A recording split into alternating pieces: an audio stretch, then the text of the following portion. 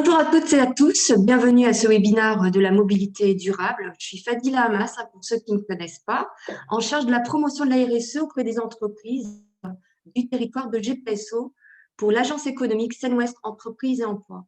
Alors, un petit mot concernant le service, notre service de proximité. Donc, c'est avant tout une équipe qui vous accompagne dans vos projets de développement, notamment le conseil et l'expertise en immobilier, pour vos projets d'implantation, si vous recherchez des bureaux, le conseil en financement et un accompagnement RH sur mesure adapté au TPE. Donc, bien évidemment, nous vous accompagnons dans vos projets de recrutement. Alors, aujourd'hui, j'ai le plaisir d'accueillir Timothée Cueillard, cofondateur de Ecodev, qui animera ce webinaire. Bonjour, Timothée. Bonjour. Donc, ce webinaire, pourquoi et comment mettre en œuvre votre politique mobilité. Donc, je vous rappelle que vous pouvez poser des questions à chaque partie en utilisant le bouton chat qui est en bas de votre écran.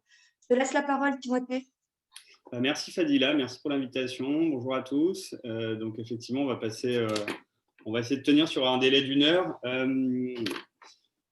Donc on va peut-être commencer assez rapidement sur déjà la présentation de qui suis-je et ce qu'on fait chez Ecodev. Et puis assez rapidement, on arrivera sur les sujets de la mobilité durable, alors avec bien évidemment les tendances assez générales sur les enjeux de la mobilité, puis aussi on regarde de l'actualité, comment un certain nombre de comportements évoluent, comment les employeurs peuvent intégrer ces sujets, sachant que l'actualité est à la fois forte par l'actualité sanitaire, mais également légale. Donc, je vais essayer de balayer ces deux niveaux. Et n'hésitez pas effectivement à poser des questions. On s'arrêtera à chacune des échéances, on va dire, de la présentation. Alors, Ecodev, en quelques mots, donc ça fait 11 ans que j'ai monté Ecodev. Alors, moi, je suis très content parce que pour l'anecdote, quand j'ai monté Ecodev, donc j'habite toujours le territoire de GPSO. On avait fait beaucoup de démarches auprès de la collectivité justement pour œuvrer sur ces thématiques, et donc 11 ans après, on voit à quel point le chemin a été parcouru. Donc on est une petite trentaine aujourd'hui, et on a une nouvelle raison d'être qui est de réveiller ou éveiller les organisations pour stimuler l'engagement et provoquer le changement. Donc je m'amuse à dire que c'est tout un programme. Et différents métiers. Donc les métiers aujourd'hui d'Ecodev sont à la fois des sujets liés au conseil, audit. L'idée, c'est de structurer autant que possible les réflexions associées à ces thématiques de RSE développement durable pour pouvoir ensuite mesurer un certain nombre d'impacts, déployer des actions et ou conduire le changement ou faire un accompagnement de communication, de sensibilisation, en tout cas sur les éléments de langage, avec différents pôles de la RSE en passant par la mobilité durable et pour finir sur des sujets comme la biodiversité. Voilà. On a un certain nombre de valeurs, bon, je transmettrai la présentation, et puis d'engagements avec lesquels on essaye finalement d'aligner à la fois nos prestations, nos réflexions et la gouvernance également de notre structure. Donc, je vous enverrai le lien de notre rapport RSE si ça vous intéresse. On a monté il y a quelques mois maintenant, il y a un peu plus d'1 an, ce qu'on a appelé un écosystème mobilité pour accompagner les employeurs finalement dans leur réflexion autour de la mobilité durable. Pourquoi on a fait ça? Parce que finalement, on voit bien que les sujets de mobilité cristallisent beaucoup de choses. On le verra par la suite avec les chiffres clés, mais on a un ensemble de sujets qui se percutent quelque part et rencontrent autour de la mobilité, qui sont à la fois des sujets de conduite de changement, d'infrastructure ou de contextes légaux, et on estime finalement de plus en plus qu'il y a la nécessité de permettre aux employeurs de s'approprier ce sujet de management de la mobilité. En gros, on croit beaucoup en la capacité d'un employeur d'avoir ce qu'on peut appeler un responsable de mobilité durable et qui intégrerait et consoliderait un certain nombre de données pour pouvoir justement identifier les potentiels, les gains et un certain nombre de sujets, par exemple la qualité de vie au travail, le stress, etc. Sachant qu'aujourd'hui, ces thématiques sont souvent explosées au sein de différentes fonctions. Services généraux, immobilier pour les infrastructures, RH sur la partie transport, par exemple, ou dédommagement, et puis RSE, par exemple, pour l'incitation des pratiques aux mobilités actives.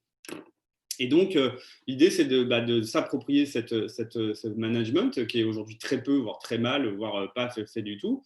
Très peu le font on va dire, correctement par rapport à notre approche, pour pouvoir du coup accompagner le changement, parce que travailler sur la mobilité durable ou la mobilité de manière générale, c'est faire appel quand même à des changements d'habitude.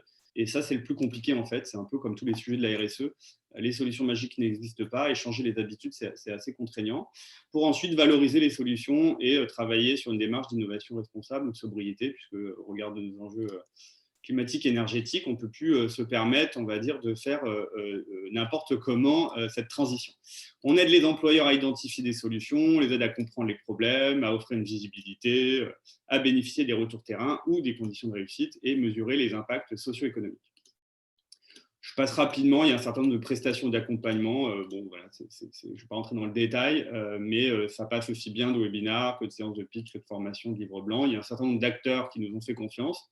On a lancé ce projet au MEDEF l'année dernière avec des gens comme la Fédération des usagers de la bicyclette. Enfin, voilà, moi, j'aime bien dire qu'on a réussi à mettre le numéro 2 du MEDEF et un des plus militants vélo en France pour pouvoir se dire effectivement, c'est un sujet sur lequel on ne peut pas créer finalement un certain nombre de murs, mais plutôt on est obligé de travailler à créer des ponts ensemble.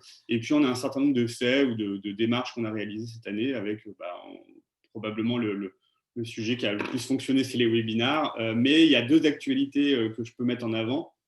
On a, dans le cadre de cet écosystème, un mandat de l'ADEME pour faire un observatoire du déploiement des forfaits mobilité durable, que je zoomerai par la suite. Et puis, on a aussi Barbara Pompili, donc notre ministre, qui a annoncé il y a 15 jours, lancé officiellement un label employeur pro-vélo avec des financements. Donc, c'est une première info pour les employeurs. Il va avoir des financements pour vous aider à accompagner vos sites à se structurer sur cette approche et à s'équiper. Donc, il va falloir regarder ça de près parce que c'est 100% financé. Et donc, voilà, et on est dans le groupe de travail. Donc, c'est très intéressant comme projet à suivre. Alors, les enjeux de la mobilité. Quand on parle de mobilité, on parle de quoi? On parle finalement aujourd'hui d'à peu près 74% exactement des Français qui vont en voiture seule au travail. Ce n'est pas forcément les chiffres qu'on a quand on habite Boulogne, Sèvres, ici les Moulineaux, enfin sur le territoire de GPSO, mais on a quand même, en fonction de la proximité avec Paris, petite couronne ou un peu plus éloignée, entre 25 et 75% des gens qui vont venir en voiture. Cette mobilité au quotidien représente à peu près 30% de nos émissions de gaz à effet de serre, soit 3 tonnes. Je peux prendre une comparaison. Si vous avez vu les rapports de GIEC ou suivi un peu ces travaux, ce qu'on nous dit, c'est qu'il faudrait avoir 2 tonnes à peu près par personne. Donc, rien que la mobilité consomme déjà 150% de nos stocks normalement qu'on devrait pouvoir ou devrait émettre d'ici quelques années pour maintenir nos 2 degrés. Donc, c'est le poste le plus important quasiment. C'est le premier facteur de stress des Franciliens. Alors, avant Covid, donc j'imagine qu'aujourd'hui, les transports devaient être encore plus difficiles à accepter pour certains. C'est 10 heures de temps passé dans les déplacements quotidiens, soit à peu près 50% dédié vraiment au travail, mais c'est une activité à part entière. Enfin, si vous faites, je sais pas, un peu de sport, imaginez faire 10 heures de footing dans la semaine, ça commence à être une situation un peu intense en termes de pratique. Et on a, et ça c'est des chiffres qui sont toujours assez étonnants, 75% des trajets de moins de 5 km qui se font en voiture. Donc, les 3/4 des petits déplacements sont aujourd'hui réalisés en voiture seule. Le taux de remplissage est extrêmement faible pour des véhicules qui sont assez on va dire, gourmands en énergie. C'est la deuxième source de dépenses des ménages, après du coup, le logement, et devant largement maintenant l'alimentation. Et c'est la troisième cause de mortalité évitable après le tabac et l'alcool, en termes de qualité de l'air et de démarche, on va dire, ou d'enjeux sanitaires. Donc, quand on met des chiffres derrière cette mobilité qu'on trace peu, on voit bien que là, on est sur des enjeux qui sont à la fois économiques, environnementaux, sanitaires et bien évidemment de qualité de vie. Donc, on est vraiment en rencontre, on va dire, ou au chemin, là, au croisement des chemins d'un certain nombre d'enjeux pilotés par les entreprises, par des profils complètement différents. En plus de ça, on a une tendance à avoir depuis une cinquantaine d'années avoir un peu plus un urbanisme et une construction de notre société autour du monde automobile. Donc, je ne rentre pas dans le schéma qui est assez clair, mais globalement, plus on a d'autos, plus on a une dépendance, et puis on voit que les chiffres associés sont assez effroyables. 90%, effroyable ou pas d'ailleurs, c'est simplement un fait, mais quasiment 90% des foyers possèdent un véhicule à énergie fossile, sachant qu'on a des échéances. Là, les Anglais ont annoncé 2030 sur l'arrêt des thermiques. On a des échéances assez rapides là, qui vont arriver, qui vont de toute manière nous pousser à changer. Donc on voit qu'on a une transition à adresser. Et quand on voit le budget, on va dire marketing, et vous l'avez vu probablement des constructeurs, avec un certain nombre de publicités autour des véhicules électriques ou hybrides, qui représentent à peine aujourd'hui 5% plutôt que d'équipement des ménages, on a vraiment une différence, on va dire, une décorrélation entre les retombées médiatiques, l'image et on va dire la situation réelle. Donc, je voulais simplement zoomer voilà, sur les quelques chiffres liés au déplacement quotidien, parce qu'on a sur un territoire comme GPSO une mobilité un peu martienne au regard des mobilités des Français, puisqu'on est sur des distances qui sont un petit peu plus courtes, 10 km en moyenne versus 14, mais avec un temps qui est quasiment le double.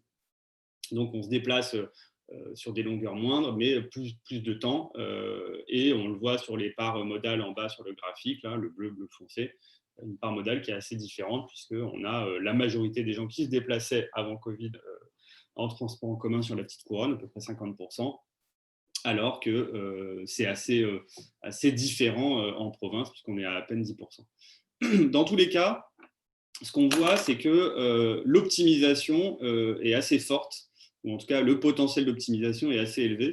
Et de toute manière, on a historiquement, et encore plus maintenant, une volonté de changer. Donc quasiment 70% des Français, enfin 70% des Franciliens plutôt, souhaitent changer leurs habitudes de mobilité suite au confinement. Donc on a eu un certain nombre d'entre nous un choc, on va dire, lié au confinement et une prise de conscience avec des bonnes conséquences pour certaines, qui nous ont permis finalement de se dire est-ce que je ne veux pas complètement révolutionner ma mobilité quotidienne, est-ce que je ne veux pas vivre à la campagne, enfin bref, vous connaissez probablement toutes ces réflexions.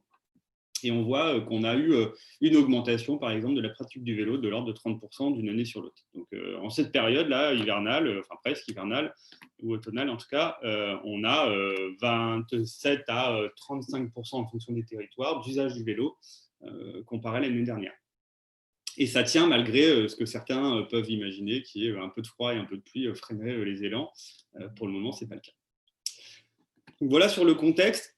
Ça peut paraître un peu répétitif à des moments où d'enfoncer les portes, mais on a beaucoup travaillé dans notre écosystème avec un docteur en psychologie sociale qui nous explique bien, et on le verra après, mais que pour arriver à faire changer ses habitudes, il est nécessaire de bien comprendre le contexte et donc de l'accepter. Donc c'était ce que j'ai essayé de faire dans les chiffres clés.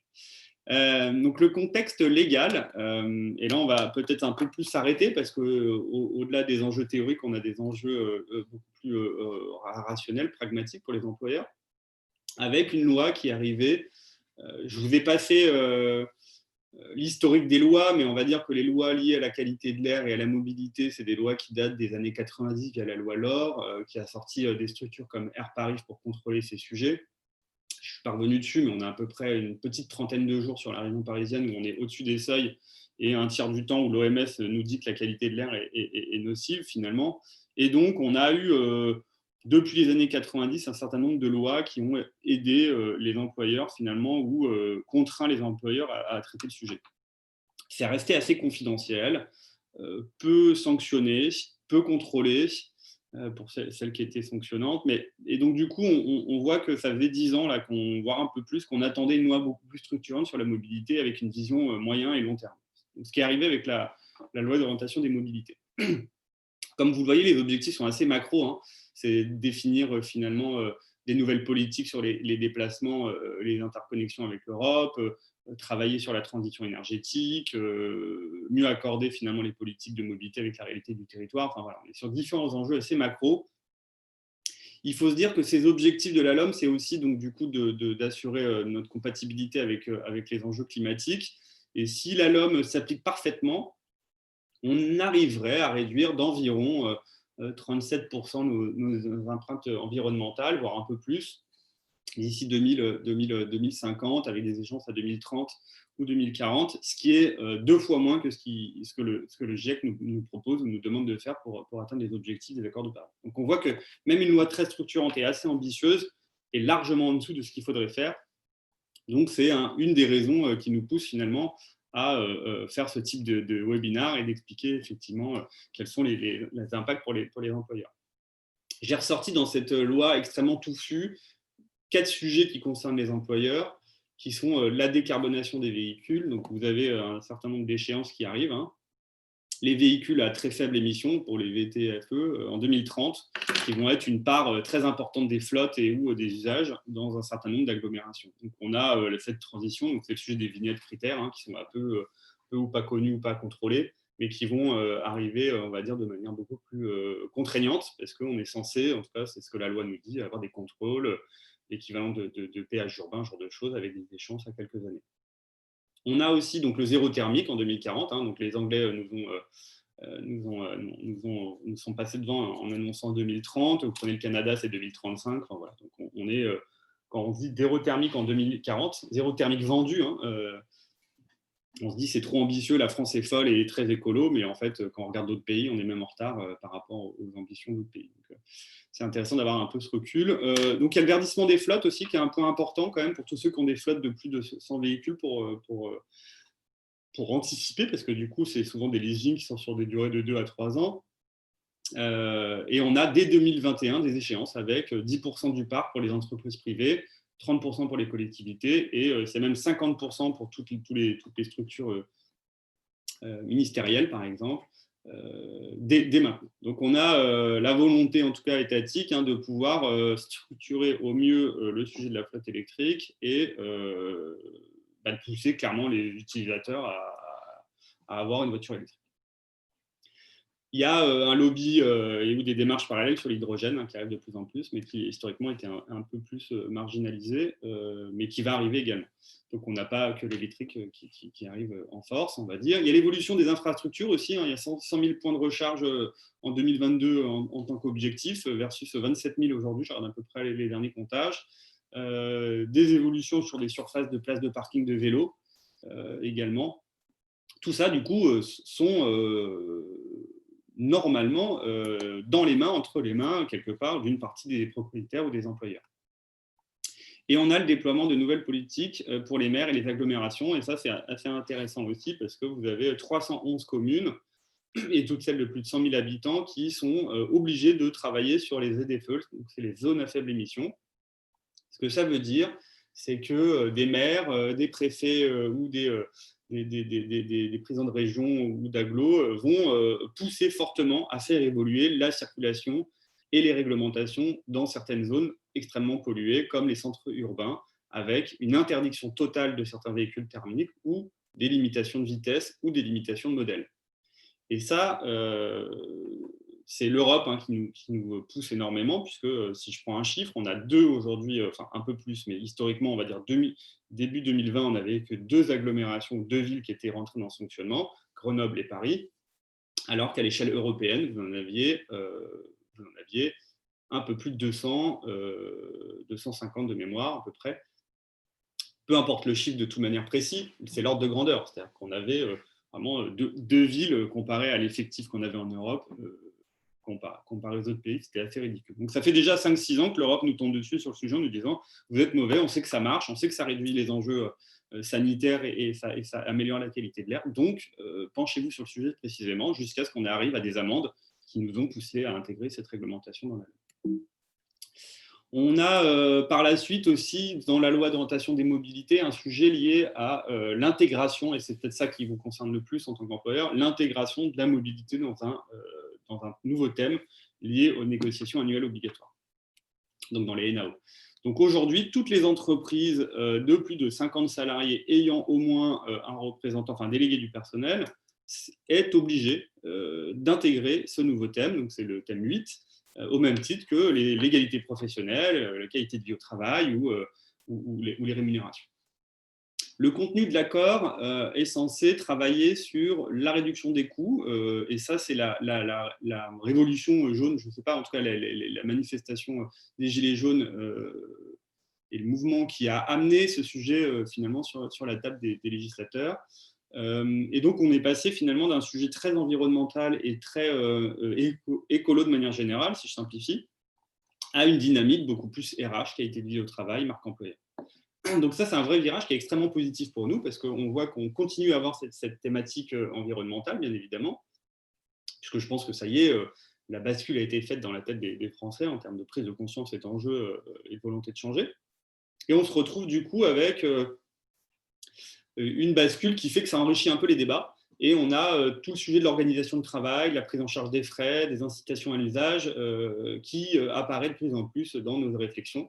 Et on ne se limite plus du coup maintenant à un simple échange on va dire, assez limitant et ou assez discret pour concerner un usage de l'ordre de quelques pourcentages de collaborateurs. Et là, on touche tout le monde finalement dans la réflexion.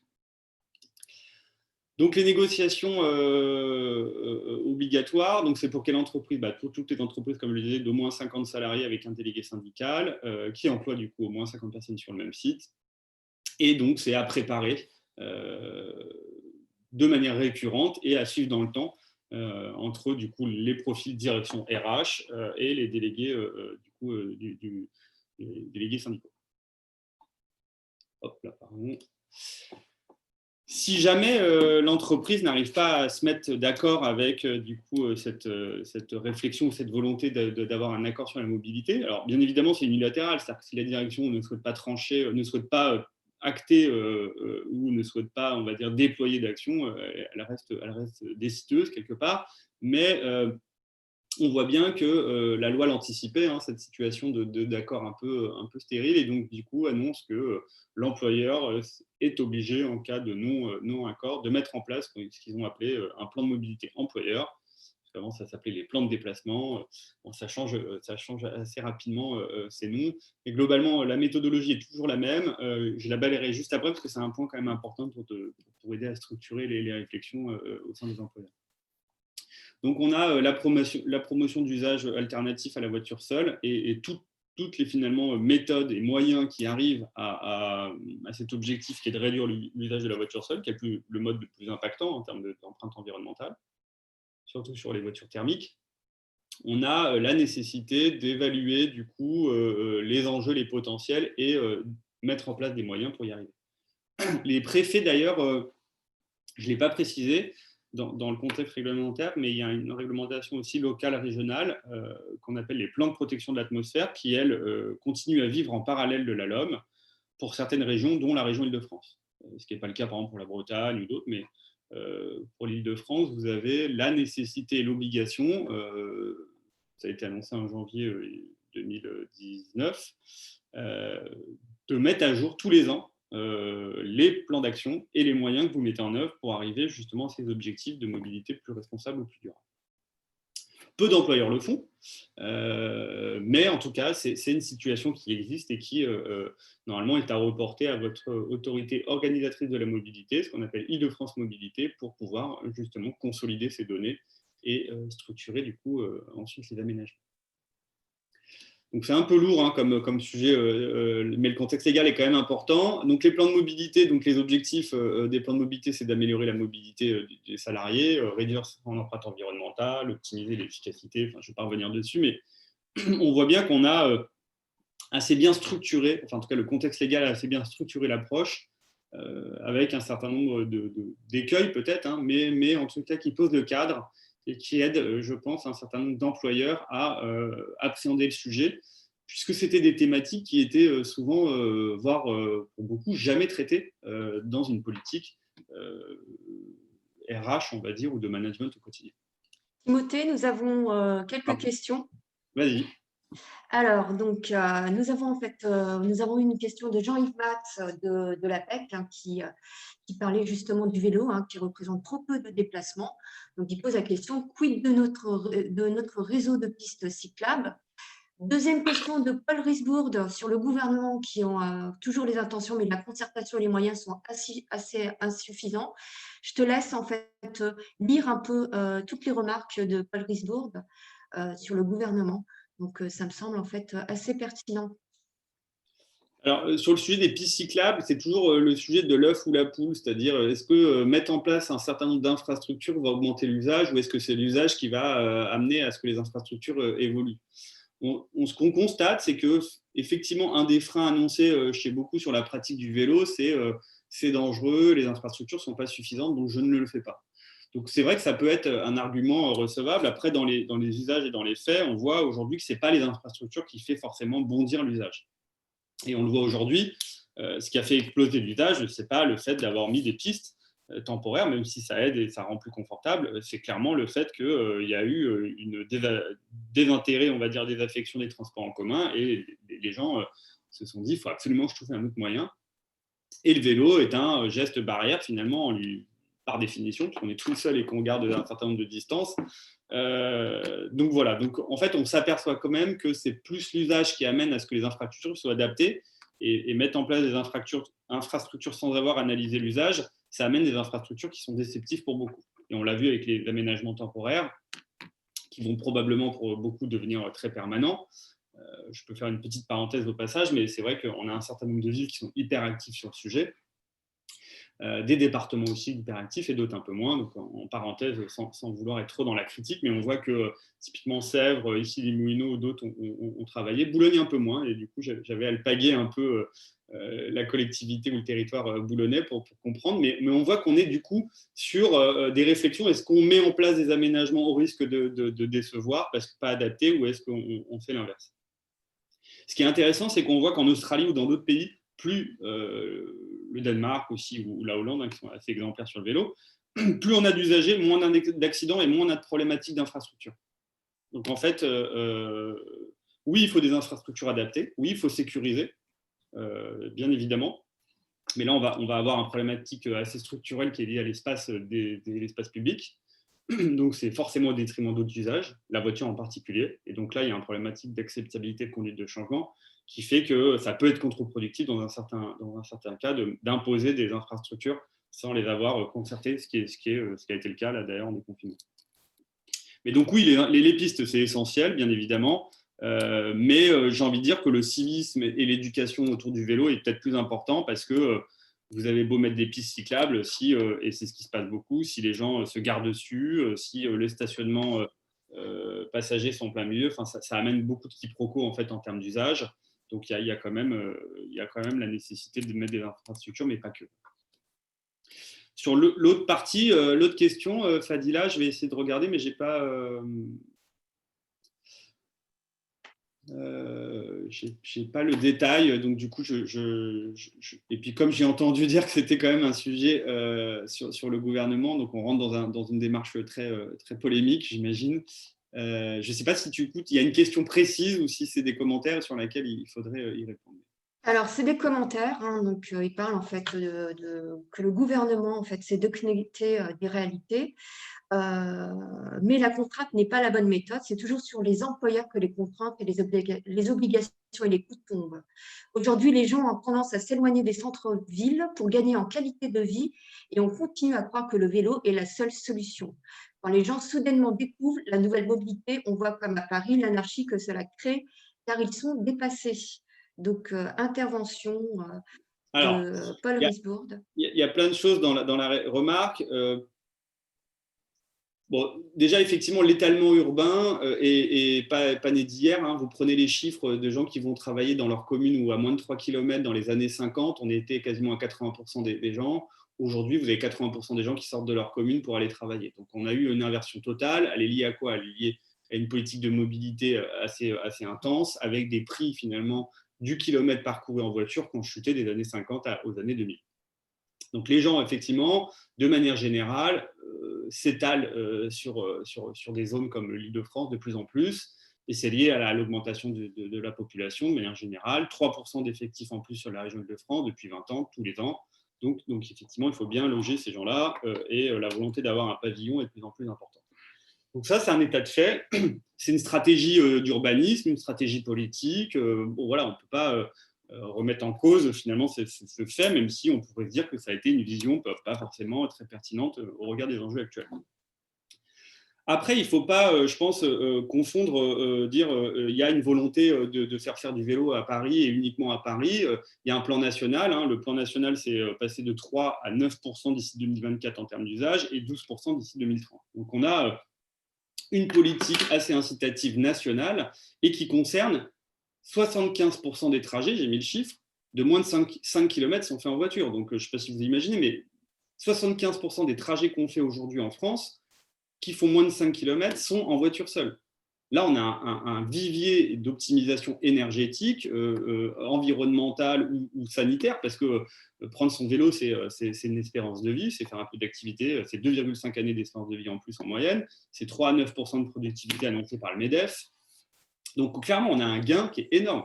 Vous prenez des pays comme l'Allemagne, la Hollande ou le Danemark, qui n'ont pas une météo ni forcément des différences en termes d'infrastructures fortes. Hein. Ils sont plus équipés en infrastructures cyclables, mais en termes de topologie de pays, on est vraiment dans des situations assez similaires. La seule différence, c'est la culture et l'éducation sur le sujet. Vous avez des chiffres de l'ordre de 15 à 25, voire 30% d'usagers du vélo au quotidien. Et un PDG d'une boîte en Hollande va aller chercher sa baguette en vélo. Et pas forcément en grosse voiture et gros cylindres. Mais c'est des pays qu'on va dire soit en éducation, soit en lobby, une culture assez différente sur le sujet de l'automobile et du vélo. Donc, autre question de Charles Poretz.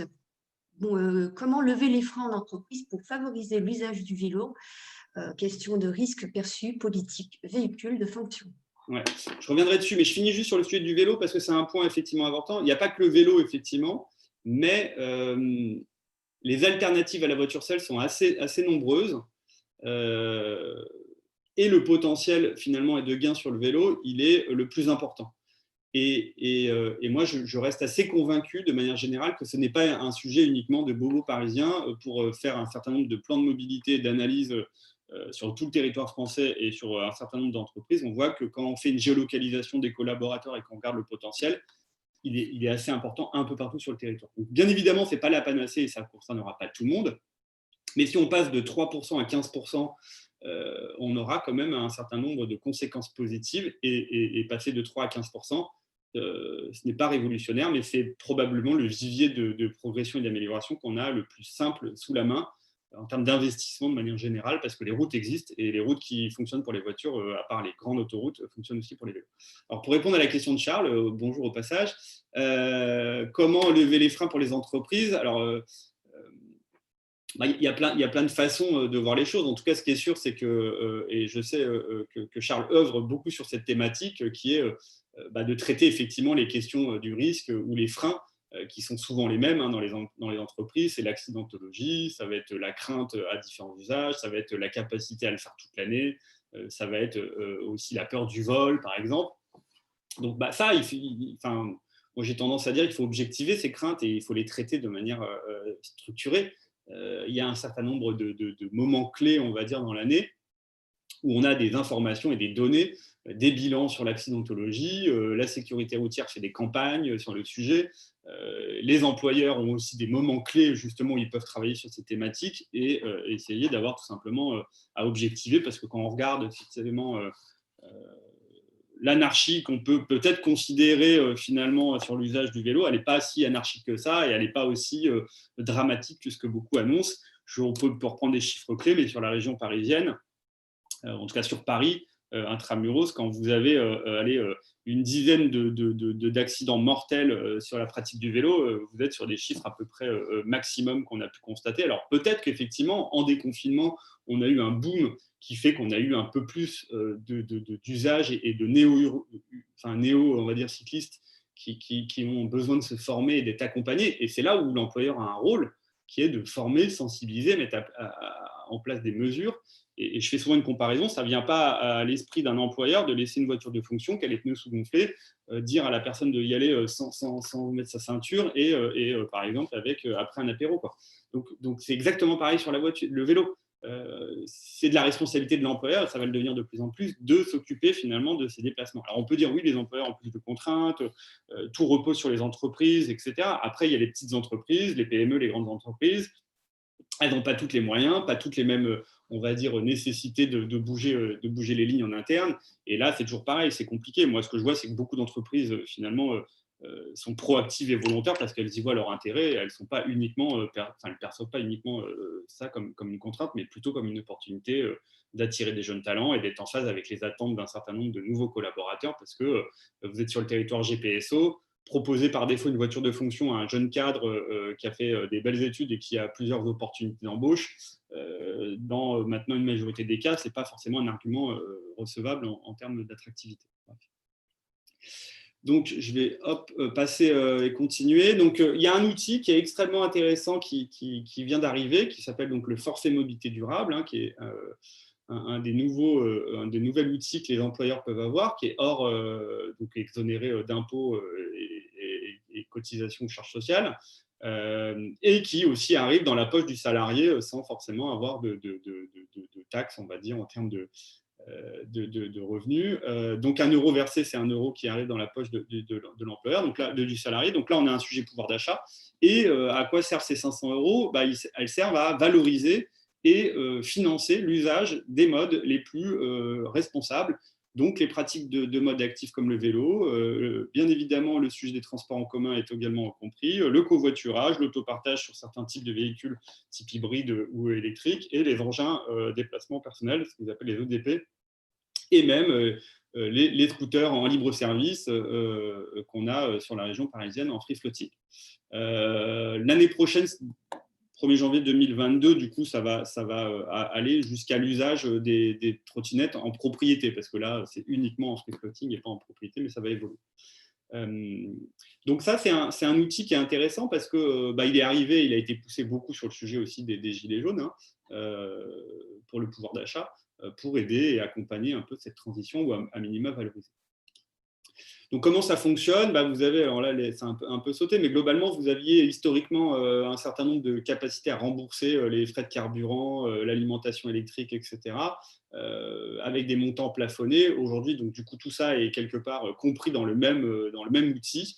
Pour rentrer dans le détail, on pourra revenir s'il y a des questions, mais qui permet de soit allouer une somme en fin d'année de 500 euros maximum, hein, on peut faire plus, mais les exonérations s'arrêtent à 500 euros. C'était 400 euros, et puis là, la loi sur la partie plan de relance et la partie loi finance a réévalué ça à 500 euros. Soit c'est donc forfaitaire en fin d'année, soit c'est au fil de l'eau tous les mois, avec finalement la capacité de l'utiliser pour ce qu'on veut. Donc on peut faire un peu de vélo, un peu de transport et un peu de covoiturage. Il faut aller démontrer bien évidemment la preuve de cet usage, mais des déclarations sur l'honneur suffisent. En tout cas, là, l'URSSAF a validé que pour le vélo et le covoiturage, une déclaration sur l'honneur était suffisante. Et on a de toute manière, comme pour les notes de frais, la capacité de démontrer finalement qu'on a bien fait un certain nombre d'usages lorsqu'on utilise ces modes.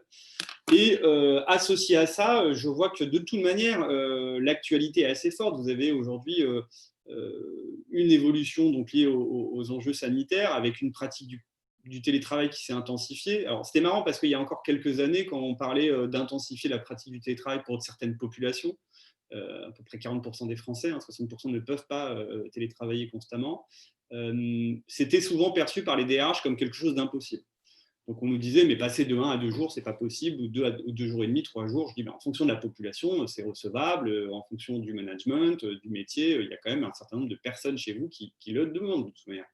Là, on est passé de 1 à 5 jours, et maintenant, on voit bien qu'on aura probablement un état stabilisé qui sera entre les deux. Ce qui est intéressant, c'est de voir à quel point des situations actuelles nous poussent à aller au-delà des limites qu'on s'était fixées et se dire que finalement, ce n'est pas impossible. Pareil, donc sur le sujet de la pratique du vélo, mais on a quand même du coup des conséquences associées et des conséquences positives et négatives, hein. On a fait un article sur les effets rebonds du télétravail, c'est loin d'être parfait, et puis aujourd'hui on voit bien que socialement on n'a pas envie de rester 5 jours sur 5 chez soi. Mais toute cette, on va dire, actualité a fait, et je l'ai vu là par exemple j'ai pris un poste d'une INSA de la SNCF sur le sujet du forfait mobilité durable, c'est-à-dire qu'on commence à avoir un certain nombre de syndicats, de salariés volontaires qui décrit finalement l'incohérence de la politique employeur, qui ne souhaite pas finalement avoir des avancées sur ces sujets, alors qu'aujourd'hui tous les indicateurs démontrent qu'on peut aller un peu plus loin que ce qui est fait historiquement, voire beaucoup plus loin, parce que, encore une fois, j'estime que très peu d'employeurs ont bien intégré cette réflexion dans leur quotidien. Mais on vit exactement ce qu'on a vécu, en tout cas chez Ecodev, qui était il y a 10 ans sur le sujet du carbone.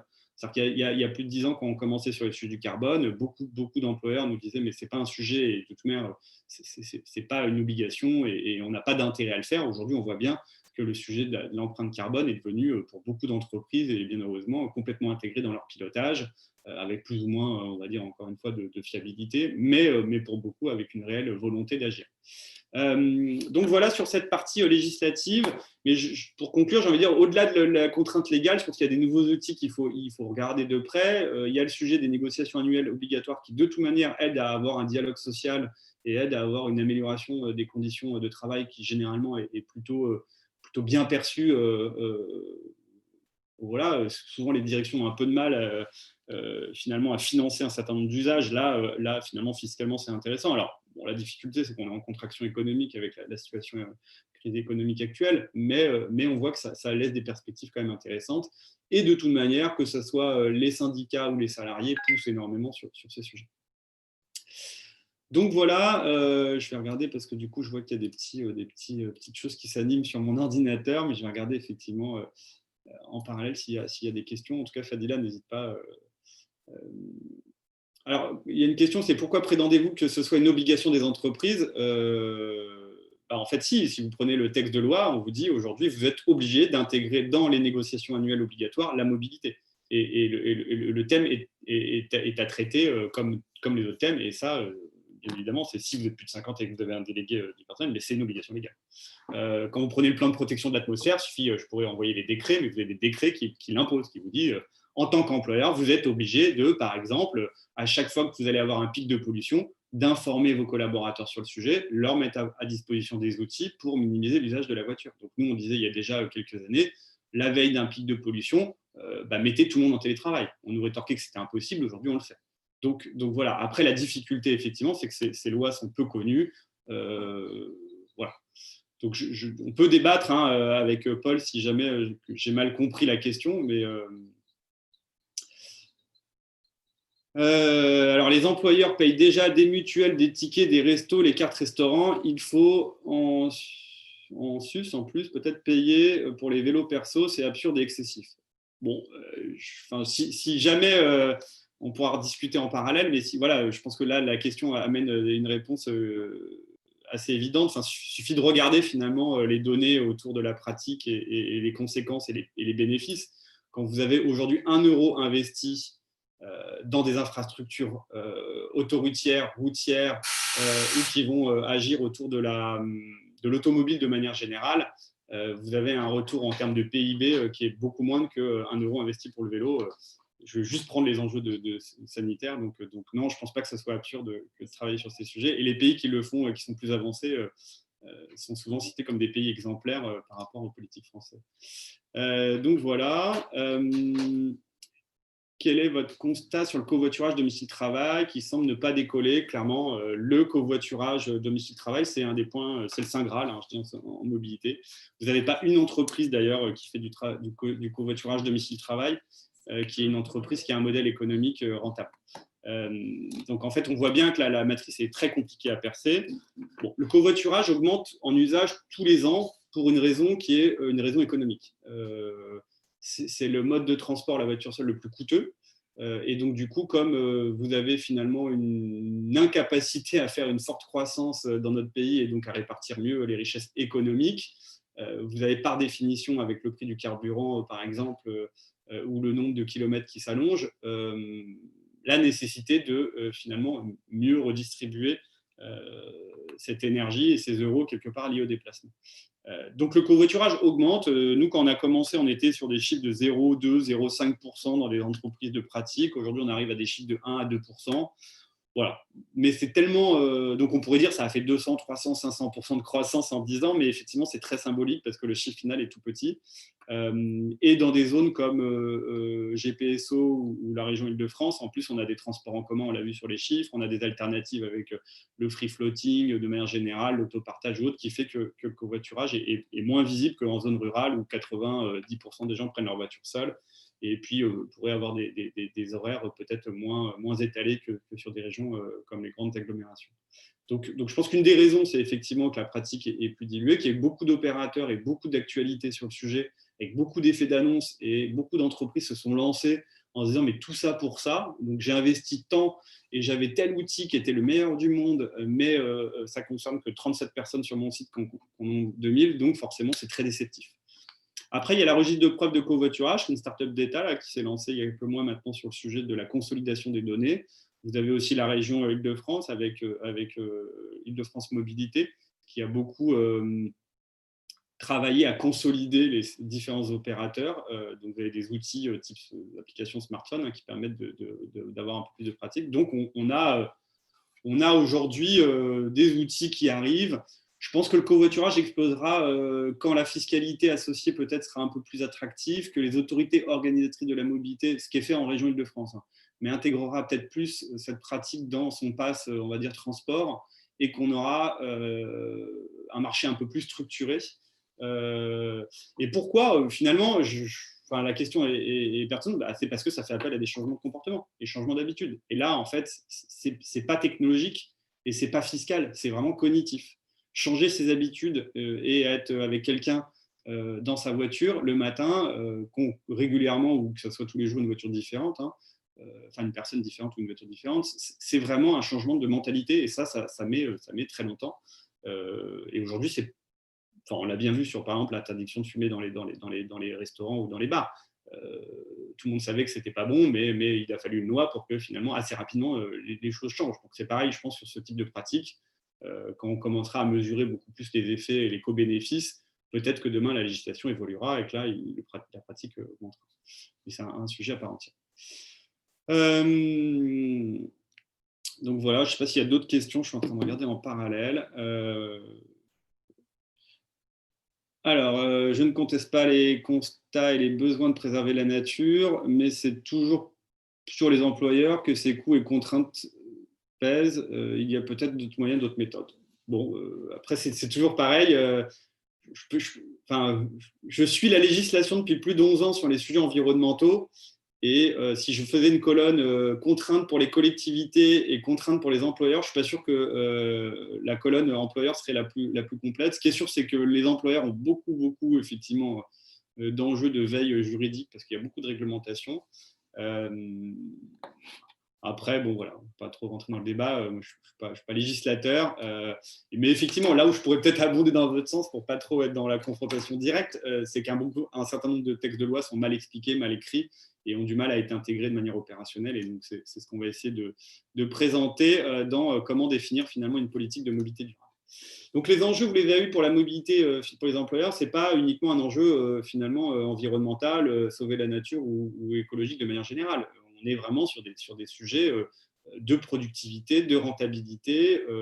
Je vais prendre un exemple, mais quand vous prenez l'activité, par exemple, des ascensoristes ou de gens qui vont faire de la réparation et de la maintenance, à partir du moment où on appuie sur le bouton pour pouvoir avoir quelqu'un qui vienne nous aider, ça veut dire qu'on a eu une faille dans notre fonctionnement, dans notre activité. On pourra admettre que si l'ascenseur tombe en panne, c'est qu'il a été mal entretenu ou mal utilisé et ce déplacement, c'est quelque part un échec de l'activité de maintenir l'ascenseur.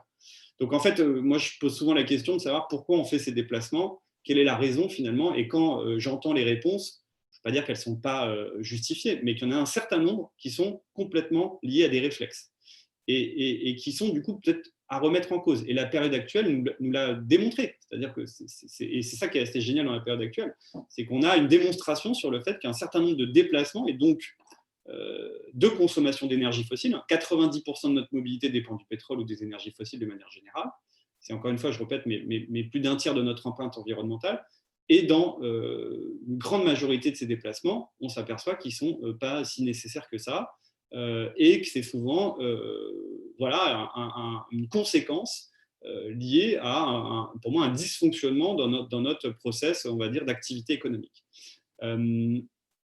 Alors, ça peut paraître un peu au perché, mais dans les faits, quand on analyse tous les flux de déplacement, on s'aperçoit qu'un certain nombre d'employeurs ont des intérêts énormes parce que, je n'ai pas mis ces chiffres, mais une voiture de fonction, en moyenne, c'est 10 000 € par an. Donc, quand on fait une comparaison d'attribution de voitures de fonction à des dizaines, centaines de personnes et qu'on est sur des enjeux de mobilité de plusieurs millions d'euros et qu'à côté, le forfait mobilité durable est remis en cause alors que c'est des montants qui sont 10 fois moins importants, et que quand on regarde la voiture de fonction, on est plus sur une satisfaction personnelle, un avantage social, statutaire, plus que fonctionnel. Et là, je peux prendre les données qu'on a sur les plans de mobilité. Vous avez quand même un certain nombre de voitures de fonction qui en termes de déplacement, sont clairement très luxueux et statutaires et d'image plus que fonctionnels et utiles. Et d'ailleurs, ce qui est pire que tout, c'est qu'aujourd'hui, il y a un certain nombre de personnes qui ont leur voiture de fonction et qui nous disent, dans les enquêtes qu'on fait, et ce n'est pas marginal, je l'ai accepté parce que c'est dans le package, comme je n'avais pas d'alternative financière ou d'autres bénéfices, je l'ai accepté, mais elle reste le 3/4 du temps au parking et je l'utilise uniquement pour mes vacances ou mes loisirs. Donc, voilà, tout ça pour dire que quand on commence à mettre l'angle sous cette réflexion, on a des gains énormes. Je vais prendre un autre exemple. En ce moment, vous avez 50% des passes transport en commun qui sont financés par les employeurs pour des usages qui ont chuté. Vous avez 60% des transports en commun là aujourd'hui remplis comparé à la base avant Covid 100. Et vous aviez dans les périodes de confinement jusqu'à 20% d'usagers uniquement. Donc aujourd'hui, vous avez là sur toute l'année des milliers de coûts qui sont inutilisés, des dépenses qui sont inutilisées. Et j'ai même accompagné un employeur sur le territoire qui nous a dit, mais nous, on avait peur d'avoir pas assez de places de parking. Ils ont passé un contrat qui leur a coûté plusieurs centaines de milliers d'euros, je dis bien plusieurs centaines de milliers d'euros pour avoir des places de parking en cas de saturation des espaces. Et cette année, forcément, c'est 0 place. Et là, ça a été des montants extrêmement gâchés finalement, alors qu'ils auraient pu être évités. Ils auraient pu être évités parce qu'on peut revoir les contrats, on peut voir l'approche, on peut analyser ces sujets et on peut rentrer dans des démarches qui sont extrêmement intéressantes pour un employeur. Donc j'insiste sur le fait qu'aujourd'hui, l'écomobilité ou la mobilité durable, parce que l'écomobilité, ce n'est pas un très beau vocabulaire, mais que la mobilité durable chez les employeurs, c'est clairement un levier de productivité et de gain ou d'image, et pas forcément uniquement l'image qu'on peut avoir, le côté je prends mon vélo, je suis écolo et c'est mieux pour la planète. Enfin, voilà, je vais sortir de ce raccourci parce que c'est justement ce qui fait que ça avance pas assez vite. Si on reprend les leviers, donc une politique mobilité durable pour un employeur, c'est des leviers, c'est des actions à matérialiser. Donc là, j'ai essayé de mettre les leviers qui sont très restreints pour les employeurs, c'est-à-dire que les engins de déplacement personnel, imposer ou pas une politique auprès des salariés en disant vous allez prendre votre trottinette, votre vélo, c'est quasiment impossible. Sur les trajets domicile-travail, en l'occurrence, ils font ce qu'ils veulent. Sur les technologies, les biocarburants, l'hybridation, les voitures autonomes, ce genre de choses, enfin, voilà, ça ne dépend pas de l'employeur. D'ailleurs, je fais une petite parenthèse sur les voitures autonomes parce que je ne sais pas si vous avez vu, mais Uber a vendu cette activité de voiture autonome là récemment pour, je crois, 10 fois moins que ce qu'ils avaient investi.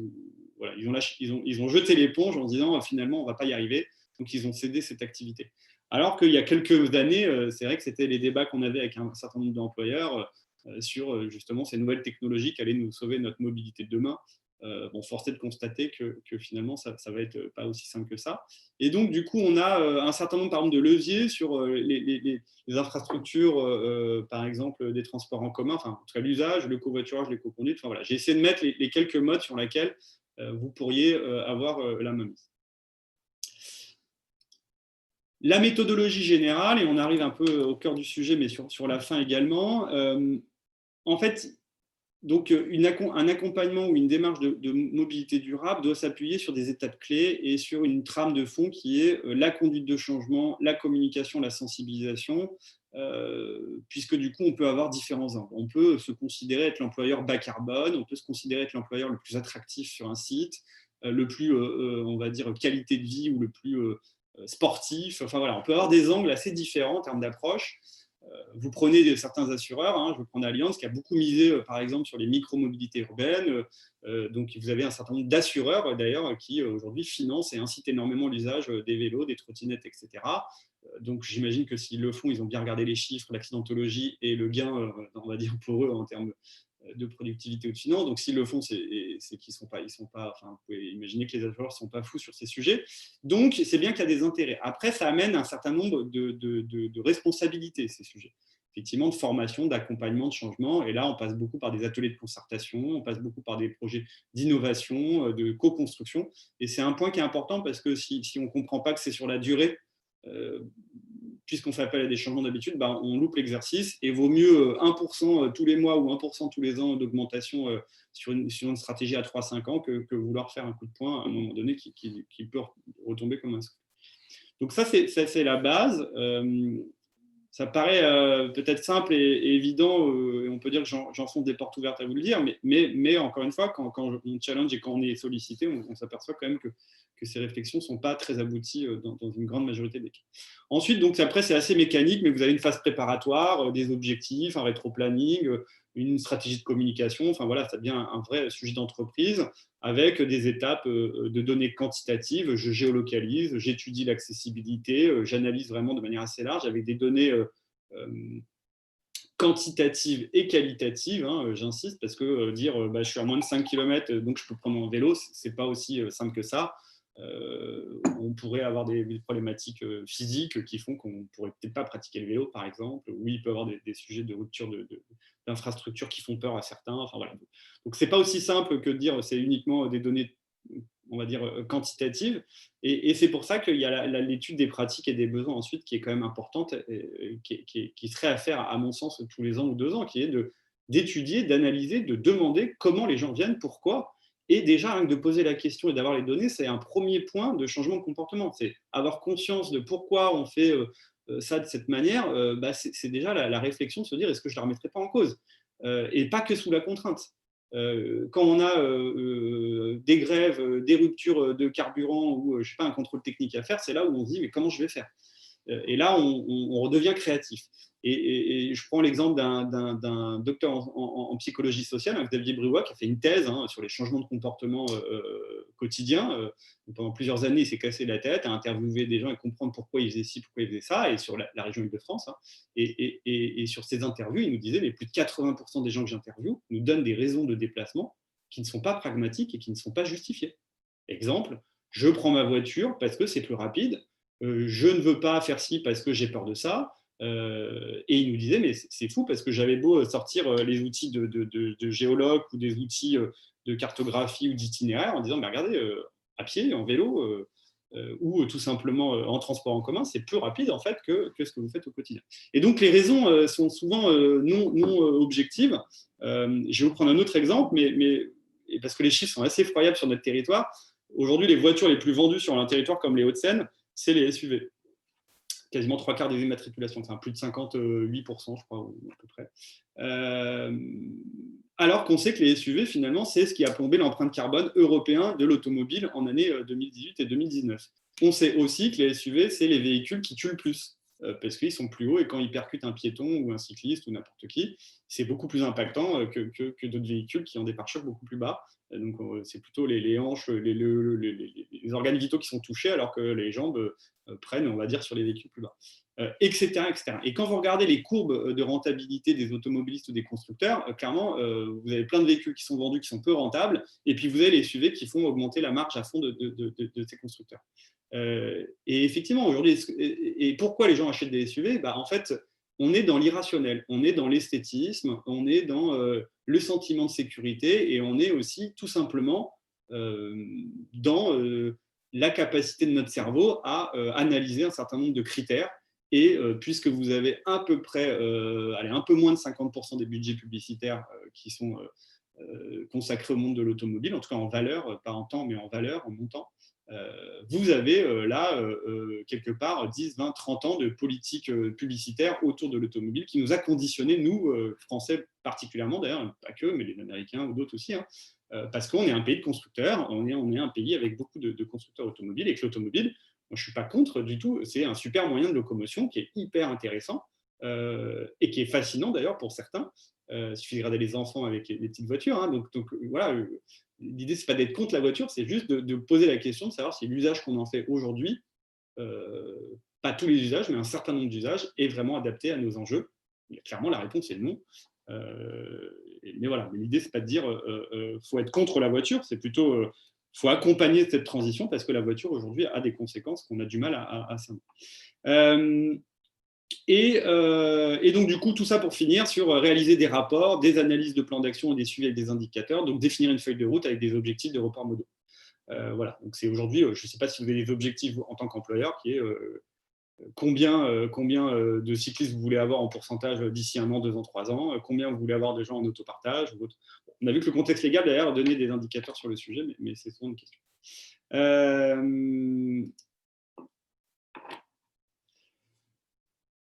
Donc, j'ai parlé des changements de comportement, j'ai bientôt fini. Donc, un manager de mobilité permettrait de faire quoi finalement? Permettrait déjà de comprendre et d'agréger toutes ces informations, à la fois juridiques, légales, comportementales, pour adapter une communication, intégrer les changements, parce qu'on ne peut pas parler à tout le monde de la même manière. Je le vois bien sur un discours assez tranché, comme je peux l'avoir à des moments. Il y a ceux qui vont dire, ah bah ouais, génial, c'est exactement là où il faut aller, vous avez raison, et c'est exactement la tendance sur laquelle on est. Et puis d'autres, c'est, non, je ne suis pas du tout d'accord, j'avancerai pas sur le sujet, j'y crois pas. Mais en fait, pourquoi? C'est que notre cerveau est fait d'une manière où, tant qu'on n'a pas un certain nombre d'acquis de savoir, de sensibilisation et d'éveil, eh ben, on ne peut pas forcément avoir l'acceptabilité de certains arguments.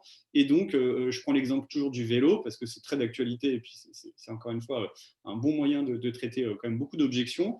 Il y a ceux qui disent, mais moi, je ne pourrais jamais le faire, parce que je considère ne pas être en capacité de. Et je vais prendre mon cas personnel.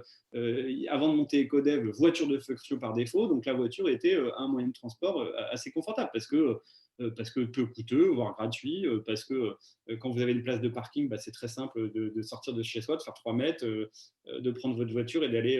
Voilà. Et quand vous vous rendez compte que finalement, des pratiques qu'on n'imaginait pas sont faisables, aujourd'hui je suis beaucoup plus actif sur le vélo, on fait des distances au quotidien où on se dit, mais en fait, oui, faire 7 km en vélo, c'est 25 minutes sur Paris, ça défie toute concurrence en termes de fiabilité. On se dit, mais pourquoi il y a quelques années, je me disais, je faisais ce trajet en voiture et je m'enquiquinais, quoi. Donc on voit bien que tout le monde change et ça passe par des étapes où effectivement, donc là ça a été intellectualisé, on ne peut pas avoir le même discours auprès de tout le monde. Donc ça c'est un des points de conseil aussi qu'on peut avoir sur les stratégies, c'est-à-dire que quand vous mettez en place une action, il faut imaginer communiquer sur cette action peut-être pas sur 5 niveaux de profils différents, mais au moins 2 ou 3 pour avoir des arguments qui vont toucher le maximum de personnes. Et ça c'est le point le plus important et critique. C'est que tant qu'on ne comprend pas que sur le sujet du covoiturage, du vélo, de l'autopartage, etc., tout le monde n'a pas la même, on va dire, capacité à l'appréhender et à l'utiliser de toute manière, on aura du mal à vouloir imposer et faire changer les habitudes. Donc les étapes clés, c'est quoi? C'est d'inhiber l'habitude. Donc ça, on l'a vu avec les contraintes actuelles, supprimer des places de parking, interdire les gens de se déplacer, enfin voilà. Ça va amener à ce qu'on réfléchisse à avoir des changements. Après, donc, faut les argumenter, ces changements. Et puis après, il faut permettre de passer à l'action et donc de concrétiser un certain nombre d'idées. Et ça passe par une visibilité de l'acte, une importance liée à l'acte et donc des coûts associés non négligeables. On peut prendre l'exemple des infrastructures. Quand vous êtes cycliste au quotidien ou quand vous faites des marathons, vous vous équipez avec du matériel qui est adapté à ces usages quotidiens ou intensifs. Et du coup, généralement, ça coûte un peu plus cher que des usages très loisirs ou très peu. Voilà. Et donc, c'est exactement pareil sur toutes les infrastructures et tous les aménagements et toutes les politiques d'entreprise. Quand un employeur ou un dirigeant vous dit notre stratégie à long terme, c'est ça, et qu'il y a 10 000 euros mis sur la table, vous pourrez imaginer pour que beaucoup de sujets, par défaut, les collaborateurs s'imaginent et à juste titre que ce n'est pas crédible et on a les mêmes remarques, on va dire, dans notre monde politique actuel. L'irréversibilité de l'acte, si l'idée c'est de faire un pas pour dire on revient en arrière et qu'on remet toujours le doute, on l'a vu avec l'histoire des masques, ça a été exactement ça, faut le faire, faut pas le faire, etc. On perd la confiance. Et une fois qu'on a perdu la confiance, et beaucoup d'employeurs ont perdu la confiance de leurs salariés, aujourd'hui, c'est très compliqué de revenir, on rame et après on dit ça marche pas, c'est mal fait, c'était une fausse bonne idée, etc. Non, c'est souvent finalement une question de cohérence et d'alignement qui date d'il y a plusieurs années parce que je crois que c'est quasiment 75% ou 80% des Français ne croient plus à 100% dans les discours institutionnels. Ça veut dire que la plaquette en bas d'une tour à la défense d'une entreprise, quand 80% des gens la lisent, se disent en fait, la moitié de ce qui est dedans est faux. Ce n'était pas le cas dans les années 2000. Les publicitaires vous le diront, c'était assez facile dans les années 90-2000 d'expliquer comment consommer. Maintenant, ils vous disent que c'est un vrai casse-tête. Et la liberté de choix, parce qu'on ne peut pas imposer. Donc ça, c'est simple, il faut proposer des alternatives et plusieurs. Donc voilà, donc il faut inventer des stratégies d'influence assez différentes avec des parcours individuels par profil parce que effectivement on va avoir aujourd'hui cette nécessité d'autonomie et de capacité à être indépendant et proposer un certain nombre d'alternatives ou au moins une qui du coup amène à bien cibler la pratique et l'usage pour arriver. Donc je finis rapidement, mais donc il y a tout un sujet de démarche, communication, sensibilisation continue. Donc là je ne vais pas rentrer dans le détail. Mais qui aide à structurer c'est quelle communication, est-ce qu'elle est informative, participative, événementielle. Donc déjà, là, on a 3 types de formats qu'on pourrait décliner à chaque fois en 3 autres supports différents. Donc on est déjà dans la définition d'une politique un peu plus claire en termes de communication.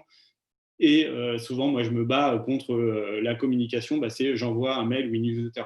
Ce n'est pas suffisant de dire j'ai transmis l'information. Il faut qu'elle soit assimilée et ça nécessite d'être un peu plus créatif.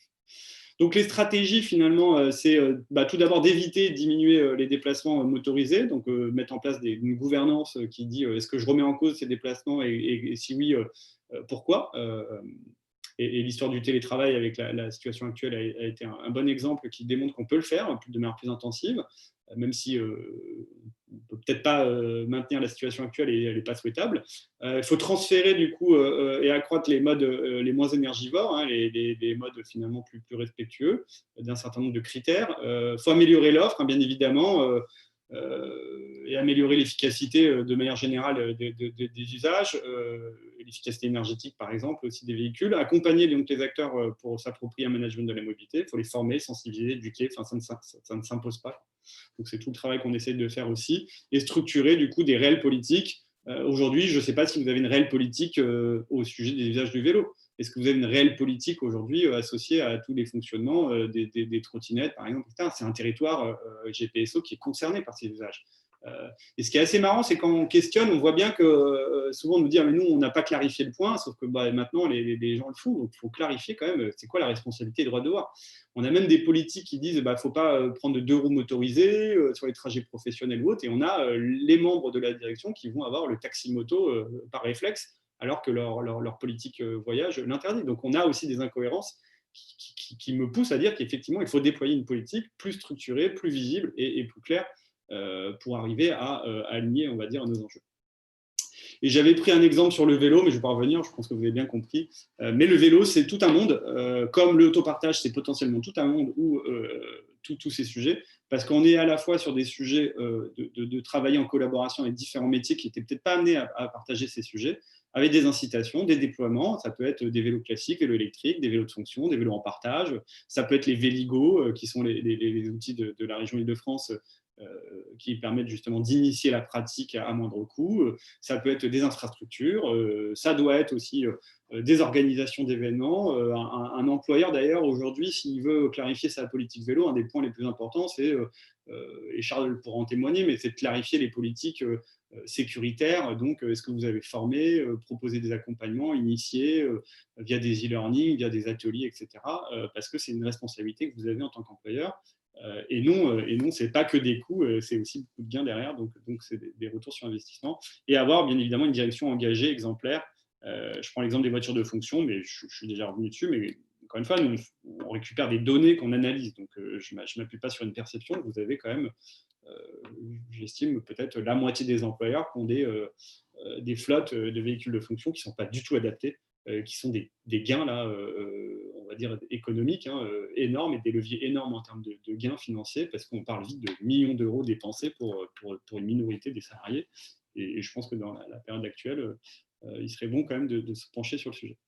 Voilà, j'ai fini sur cette partie. Alors, il y a d'autres commentaires, mais covoiturage et véhicules vertueux, c'est bien. Mais là encore, les infrastructures stationnement et bornes de recharge, voire inexistants, ne suivent pas. Les employeurs doivent faire, les autorités, elles, font juste ce qu'elles veulent. Greenwashing. Alors, je crois que Paul est extrêmement tranché dans ses propos. Bon, moi, je dirais pas aussi loin. Les infrastructures, encore une fois, évoluent s'il y a de l'usage. Et je vais prendre un exemple qui est la consommation dans la grande distribution. Vous prenez le bio, il y a 10 ans ou il y a 15 ans, débutait, et on faisait beaucoup d'ateliers sur le sujet. Je ne sais pas si vous lisez les cahiers des charges des produits bio, mais je vous encourage à le faire, parce que quand vous lisez un cahier des charges bio, vous dites, mais en fait, c'est ça le bio. Et moi, les premiers réflexes que j'ai eus il y a une dizaine d'années en lisant les cahiers des charges, c'est que je me dis, donc ça veut dire que le produit d'à côté ne respecte pas ce que je viens de lire, ce qui, et je vous encourage à le faire, des fois est assez effroyable. Parce que si vous vous dites, tiens, si ça, c'est le minimum légal pour le label bio, ça veut dire que les autres ne le font pas, et du coup, qu'est-ce qu'ils font?